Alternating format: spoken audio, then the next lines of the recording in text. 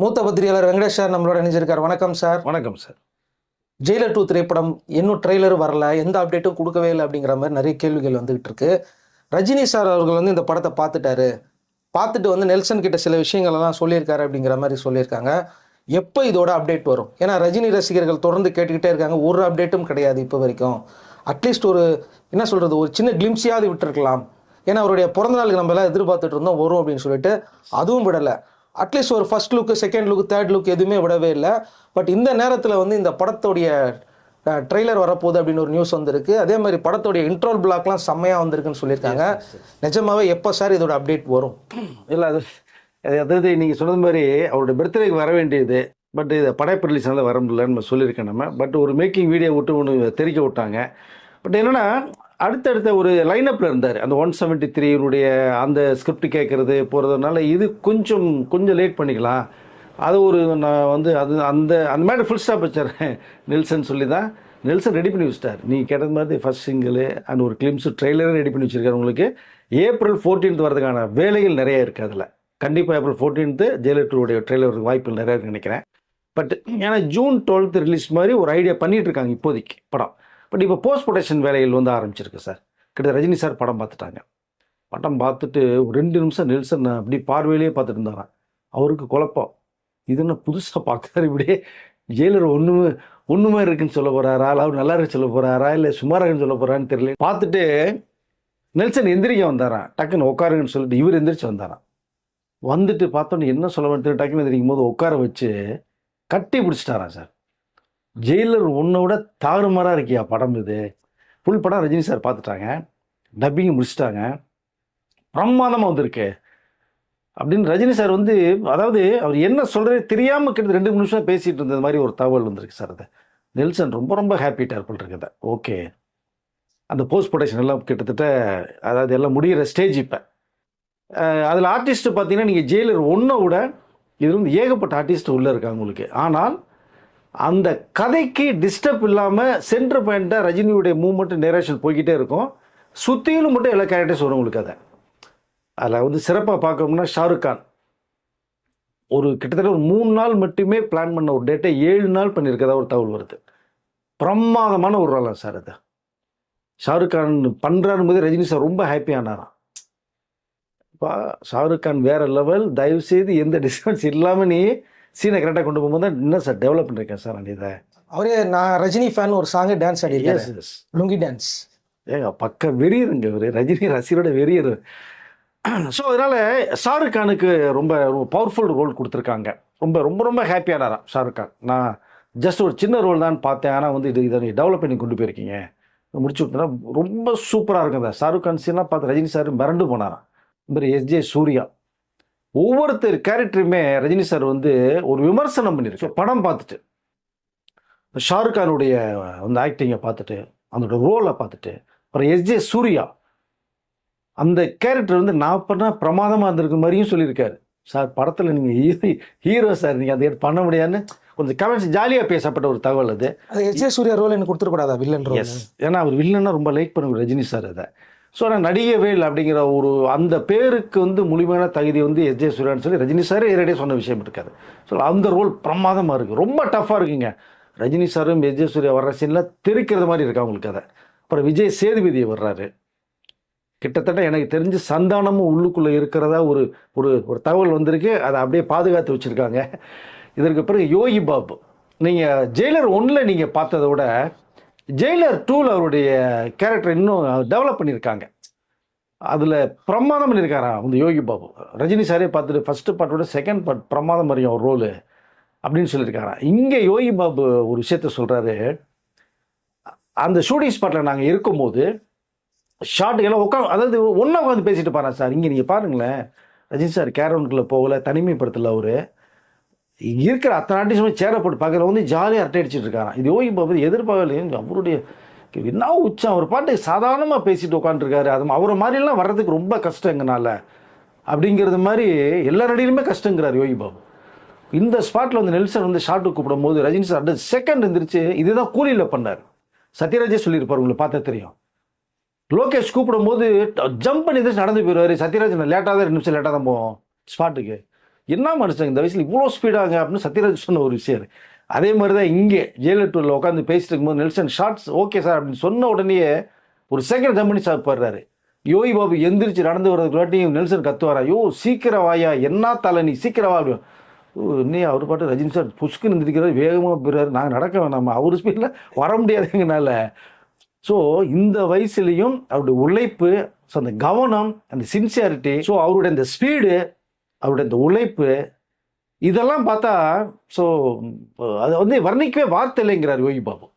So என்ன சொல்ல வரோம்னா, இந்த படம் வந்து வேற லெவல் வர்றதுக்கு ரஜினி சார் வந்து இன்புட் திரும்ப திரும்ப ரிசல்ட்டை கேட்குறானா, ஜெயிலர் 1ல் இருந்தது மாதிரி இருக்கேனா, இதில் எப்படி இருக்க, போதுமா, இன்னொன்று நல்லா பண்ணவா, வேறு மாதிரி பண்ணவா சார், நீங்கள் பண்ணினதே அது ரொம்ப ரொம்ப ரொம்ப இந்த எதிர்பார்த்தோட அதிகமாக இருக்குது சார், நீ இன்னும் பண்ணவா போதுமான்னு கேட்குறீங்கன்னா, அது உங்களோட இன்வால்மெண்ட் எனக்கு புரியுது, இதுவே எனக்கு அதிகம் சார் நான் நெல்சன்.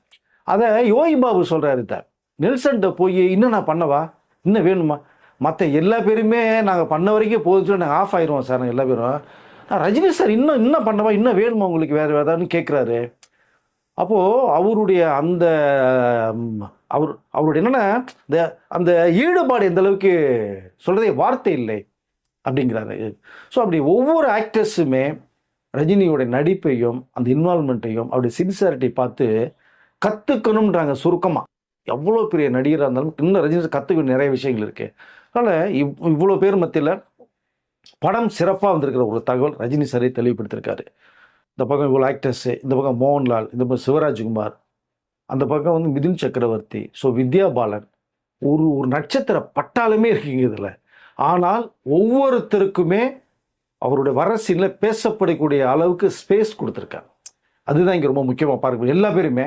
அதனால் ஓவரால் ஜெயிலர் 2 நீங்கள் ஜெயிலர் 1 விட ரொம்ப பிரமாதமாக வந்திருக்கிறதா ஒரு தகவல். கிட்டத்தட்ட ஒரு 500 கோடிக்கு மேலே செலவு பண்ணி எடுக்கப்பட்ட படம். இந்த படம் பார்த்திங்கன்னா நிச்சயமாக நம்ம சொல்லக்கூடாது இருந்தாலும் சொல்லிக்கிறேன், இந்த பெஞ்ச் மார்க்னு ஒன்று பேசிக்கிட்டே இருக்காங்க. கண்டிப்பாக ஒரு 1000 கோடியை சாலிடாக அடிச்சுட்டு போதுன்னா வாய்ப்புகள் நிறையா இருக்குதுன்னு கூட நடித்தவர்கள் சொல்கிறாங்க. அதுதான் இங்கே முக்கியமாக பார்க்கணும். ரஜினி சார் சொல்ல, நெல்சன் சொல்லலை, கூட நடித்தவங்க சொல்கிறாங்க பிரமாதமாக இருக்குன்ட்டு. ஸோ அதனால் ஜூன் 12 ரிலீஸ்க்கான வேலைகள் பண்ணிகிட்ருக்காங்க. ஏப்ரல் 14 இதனுடைய ஒரு சிங்கிள் ட்ராக் எதுவோ கிளிம்ஸோ ட்ரெய்லரோ அதுக்கான வாய்ப்புகள் நிறையா இருக்குது. 173 படத்தி எந்த நியூஸுமே இல்லையா சார்? சிபி சக்கரவர்த்தி பண்ணிட்டாரு அப்படின்னு சொல்லிட்டாங்க, ஓகே படத்துக்கு கன்மிட் ஆகிட்டாருன்னு. பட் அதுக்கப்புறமா எந்த ஒரு நியூஸுமே வரல. யார் நடிக்க போகிறாங்க, இது எதை நோக்கி போகுது இந்த படம்? நிறைய பேர் வந்து இங்கிலீஷ் படத்தில் இருக்கிற ஒரு முக்கியமான ஒரு படத்துடைய ரீமேக் அப்படின்றாங்க. எது உண்மை? இல்லை, சிபி சக்கரவர்த்தி வந்து கதை விவாதத்தில் கொஞ்சம் ஈடுபட்டாங்க. நீங்கள் வந்து அதுக்கு வேண்டிய வேலையில் இதை ரஜினி சார் டிக்ளேர் பண்ணிட்டாரு, பண்ணுறதே கமல் சொல்லியாச்சு, அந்த ஒரு இது தான். நீங்கள் ஜெயிலர் 2க்குள்ளே போயிட்டனால அதை கொஞ்சம் இதெல்லாம் முடிச்சுட்டு பண்ணிக்கணும் தான் வெயிட் பண்ணாங்க. ஸ்கிரிப்ட் ஒர்க்குள்ளே போனார், ஸ்கிரிப்ட் ஒர்க்கே வந்து சிபி முடிச்சிட்டாரு, பவுண்டட் ஸ்கிரிப்டே ரெடி பண்ணிட்டாரு. பைன் பண்ணி கொண்டு வச்சு ரஜினி சாருடைய பெரிய இமேஜ் பேக்ரவுண்டில் அண்ணாமலை ஸ்டில்ல வச்சு ரெடி பண்ணிட்டேங்கிற ஒரு தகவலை அவர் ஃபோட்டோ விட்டு ஒரு இமேஜ் விட்டு வந்து தெளிவுபடுத்தினார். அது வேண்டிய வேலைகள் எல்லாமே ரெடி ஆகிடுச்சு. இப்போ ஆக்டர்ஸுடைய சாய்ஸில் போய்கிட்டு இருக்கு. நீங்கள் வந்து அந்த படத்து சாயலாக இந்த படத்து சாயல் நினைக்காதீங்க. ரஜினிக்காகவே எழுதப்பட்ட ஒரு கதை, ஃபுல் ஹீரோயிசம், ஒரு குடும்ப தலைவன், அவன் தான் ஹீரோ, அவனை சுற்றி நடக்கிற ஒரு கதை, ஒரு சென்டிமெண்ட் இருக்குது, காமெடி இருக்குது, பவர்ஃபுல் ரோல் இதில் ரஜினி சார். இதில் நீங்கள் மலையாளத்தில் இருக்கிற இந்த பாசில் ஜோசப் ஒரு கேட் கமிட் பண்ணிட்டாங்க, பிரியங்கா மோகன் உள்ளே இருக்காங்க, ஓகேங்களா. இதற்கு பிறகு ரஜினி சாருக்கு ஒரு ஜோடியை யாரை போடலாங்கும் போது தான் ரொம்ப யோசிச்சு ரஜினி சார்கிட்ட கேட்டிருக்காங்க, இந்த கேரக்டர் யார் ஆப்டாக இருக்கும், பவர்ஃபுல் ரோலாக இருக்குது, ஒரு சென்டிமெண்ட் இருக்குது, ஹெவியாக இருக்குது அப்படின்னு சொல்லப்பட்டு தான் யாரை போடலாம் டிசைட் பண்ணும்போது அப்போது சிபி சங்கருடைய 3 சாய்ஸ் சொல்கிறாங்க. சொல்லும் போது ஒரு சாய்ஸ் வந்து ஒரு ஹீரோயின் சொல்லும் போது தான் ரஜினி சார் வந்து பார்த்துட்டு இப்போ இவங்க தூக்கி சாப்பிட்டு போயிடுவாங்க. ஏற்கனவே வந்து எனக்கு தெரிஞ்சு கூலி படத்தில் வந்து ரோல் பண்ண வேண்டியது அவங்க. ஏன்னா அதாவது லோகேஷ் வந்து எல்லாம் கேட்டு முடிச்சுட்டு அந்த ஃப்ளாஷ்பேக்கில் வரும்போது ரஜினி சாருக்கு சோமனாவை லைவாக கொண்டு வரலான்னு ஐடியா பண்ணாங்க. பட் சரியாக இந்த கதை வார்த்தையில் வந்து சரியாக வரல. அது சிபி சக்கரவர்த்தி வந்து ஏன் விடலைன்னா, உங்களுக்கு வந்து சிபி பண்ணுறாருங்கிற விஷயத்தை Rajini sir Kamal sir declare பண்ணாங்க. இங்கே ஜெயிலர் 2னுடைய வேலைகள் போயிட்டுருக்கு. அந்த வேலை போஸ்ட் ப்ரொடக்ஷனு, ஸோ டப்பிங் வேலை இதெல்லாம் முடிச்சுட்டு வந்து 173 படத்துக்கு அந்த டீட்டெயில்ஸ் கொடுத்துக்கலாம் அப்படின்னு வெயிட் பண்ணாங்க.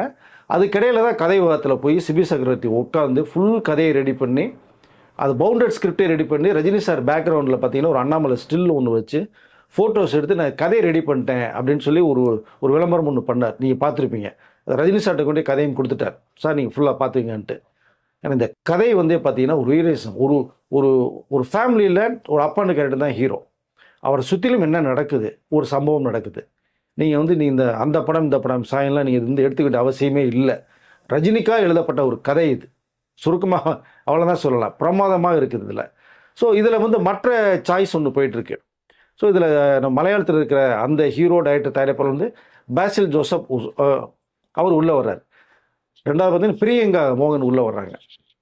இதற்கிடையில் ரஜினி சாருக்கு யாரை ஜோடியாக போடலாம் அப்படின்னு சொல்லி ஒரு வாதம் போயிட்டு இருக்கும்போது கிட்டத்தட்ட ஒரு 3-4 வந்து இந்த கதைக்குள்ளே யார் போடலாம் போது ஹீரோயினை சாய்ஸ் பண்ணி சிபி சக்கரவர்த்தி வந்து ரஜினி சார்ட்ட சொல்லும்போது எல்லா பேருமே சிறப்பாக இருக்குது, இதில் யாரை போட்டாலும் நீங்கள் டிசைட் பண்ணீங்க அஸ் ஒரு டைரக்டர், இதுக்குள்ள நான் இவங்க போடுங்க அப்படின்னு சொல்ல மாட்டேன் நான் இதை.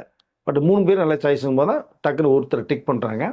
இது சொல்லும் போது ரஜினி சார் வந்து ரொம்ப ரொம்ப மிரண்டு போனார். நான் எதிர்பார்த்தேன் இந்த கேரக்டருக்கு இவங்க தான் போடுவீங்கன்னு சொல்லி அப்படின்னு சொல்லி. ஏன்னா இதுக்கு முன்பாக பார்த்தீங்கன்னா ரஜினி சாரோட ஒரு 2 படம் பண்ணியிருக்காங்க. சிவான் ஒரு படம், அது கமர்ஷியல் ஹிட்டு.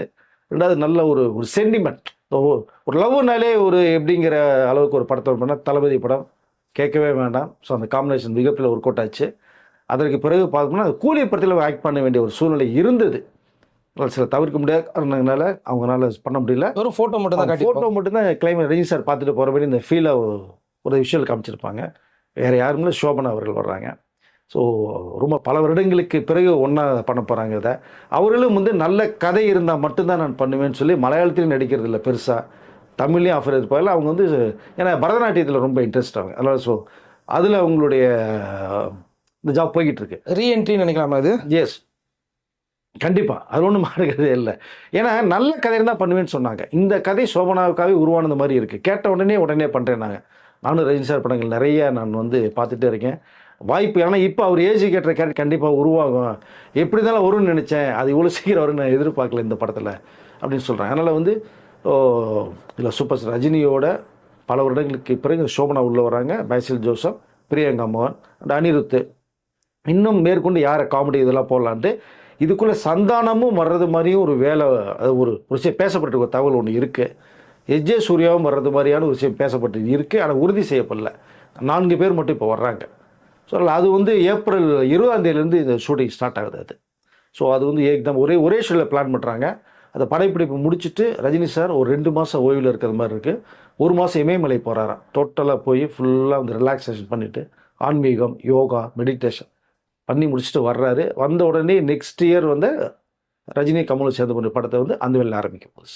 முக்கியமான ஒரு விஷயம், ஜெயிலர் 2 உடைய இன்ட்ரோல் பிளாக் தெரிக்கும் அப்படின்னாங்க. ஸோ அதுதான் நீங்கள் ஜெயிலர் 1 பார்த்துருப்பீங்க. அது எப்படி இருந்தது உங்களுக்கு? பட்டம் இன்ட்ரோல் பிளாக் முடிஞ்ச உடனே ஆடியன்ஸ் வந்து அடுத்து என்னங்கிற மாதிரி இன்ட்ரோவில் வெளில வராத அளவுக்கு உட்காந்து அந்த சீன் அமைக்கப்பட்டது. நீங்கள் அனிருத்தால் எந்த அளவுக்கு விளையாடி இருப்பாருன்னு தெரியும் மியூசிக்கில். பட் இந்த படத்தில் இந்த இன்ட்ரோல் பிளாக்கு ஜெயிலரை விட கிட்டத்தட்ட ஒரு 10 மடங்கு அதிகமாக இருக்காங்க. அதில் நடித்த ஒரு நடிகையே வேற சொன்ன ஒரு விஷயம் இருக்குது அதில் உங்களுக்கு. அதை ஸோ அதனால் அந்த படம் பார்த்துட்டு அதுதான் நான் சொன்னேன், ரஜினி சார் படம் பார்த்துட்டு நெல்சன் 2 நிமிஷம் அப்படியே ஒன்றும் பேசாமல் அப்படியே பார்வையில் பார்த்து கட்டி பிடிச்ச விஷயத்தை சொன்னேன் இல்லைங்களா, அது இன்ட்ரோல் பிளாக் பார்த்துட்டு தாறுமாறாக இருக்கா உங்களுக்கு. அதை ஜட்ஜ்மெண்ட் பண்ணவே முடியாத அளவுக்கு இருக்குது. ஓவரால் படமே பார்த்தீங்கன்னா மிகப்பெரிய அளவில் வந்திருக்காது. அதனால் நீங்கள் இன்ட்ரோல் பிளாக் மட்டும் நீங்கள் நினைக்காதீங்க. ஆரம்பத்திலிருந்து மிடில் இன்ட்ரோலேருந்து கிளைமாக்ஸ் வரைக்குமே படம் வேறு லெவல். ரஜினி சார் ரொம்ப ஹோப் கொடுத்துருக்காரு. இந்த படம் அனிருத் அடுத்த கடத்தை கொண்டு போயிடுவார் அப்படின்னு எப்பயுமே சொல்லுவார். மியூசிக்லாம் ஒரு படம் கிடையாதுன்னு சொல்லுவார். ஸோ அதனால் அனிருத் கைக்கு போது இப்போ அவர் அந்த மியூசிக் கம்போசிங்கள் பார்க்குறதா ஒரு தகவல் வந்திருக்கு சார். Okay sir. இப்போ அடுத்தடுத்து ரஜினியோட 2 திரைப்படங்கள் அவர்களுக்கு வரப்போகுது அப்படிங்கிறத வந்து இதன் மூலமாக ரஜினி ரசிகர்கள் சொல்லிக்கலாம். ஏன்னா எல்லாரும் கேட்டுட்டு இருந்தாங்க ட்ரெய்லர் எதுவுமே இல்லையாப்பா, ஆனாப்பா ஒரு அப்டேட்டுமே கிடையாதுன்னாங்க. ஸோ இப்போ பேக் டு பேக் அப்டேட் வரப்போகுது அப்படிங்கிறத நம்ம இதன் மூலமாக தெரிவிச்சுக்கலாம். ரஜினி பார்த்துட்டாரு, ட்ரெய்லரில் வரப்போகுது, இன்ட்ரோல் பிளாக் சூப்பராக இருக்குது. ஜெயிலர் 1 இன்ட்ரோல் பிளாக்ல தான் தெரியும் ரஜினி அவருடைய ரியல் ஃபேஸை காட்டுவார். ஸோ அப்போ ஜெயிலர் 2 உடைய அந்த இன்ட்ரோல் பிளாக் கண்டிப்பாக வேறு ஒரு ட்விஸ்ட் அண்ட் டர்னோட வெறித்தனமாக இருக்கும், நம்ம எதிர்பார்க்கலாம். அடுத்து என்னென்ன அப்டேட் வருதோ கண்டிப்பாக ரஜினி ரசிகர்களுக்கு கொடுப்போம். நன்றி சார். நன்றி.